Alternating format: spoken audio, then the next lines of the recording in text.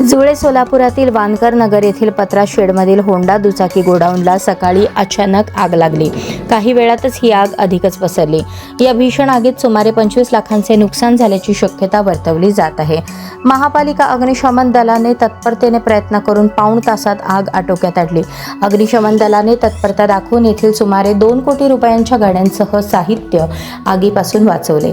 शहरातील जुळे सोलापुरातील वानकर नगर येथील देविका गॅस एजन्सी जवळील प्लॉट नंबर 314 येथील होंडा गोडाऊनला सकाळी भीषण आग लागली. या ठिकाणी मोठ्या संख्येने दुचाकी गाड्या होत्या. या पत्रा शेडसह परिसरात ही आग मोठ्या प्रमाणात पसरली.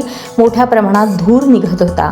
दरम्यान सकाळी 11:15 वाजता आग लागल्याची माहिती महापालिका अग्निशमन दलास कळवण्यात आली. माहिती मिळताच अग्निशमन दलाचे अधीक्षक राकेश साळुंके यांनी होडगी नाकाजवळील अग्निशामक दल केंद्रातील गाड्या तात्काळ पाठवली. दलातील जवानांनी तात्काळ आग विझवण्यासाठी प्रयत्न सुरू केले. अग्निशमन दलाच्या 6 गाड्या पाण्याचा मारा करून ही आग आटोक्यात आणण्यात आली.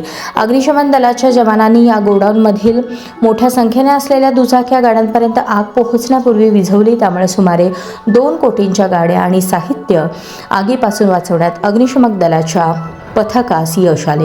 अग्निशामक दलाचे अधीक्षक राकेश साळुंखे यांच्या मार्गदर्शनाखाली सहाय्यक अधीक्षक अच्युतराव दुधाळे यांच्या माध्यमातून जवानांनी 6 गाड्यांद्वारे ही आग पाऊण तासाच्या कालावधीत आटोक्यात आणली.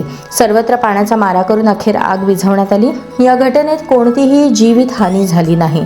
दरम्यान या आगीमध्ये गोडाऊनमधील स्पेअर पार्टसह इतर साहित्य असे एकूण सुमारे 25 लाखांचे नुकसान झाले असल्याची शक्यता वर्तवली जात आहे.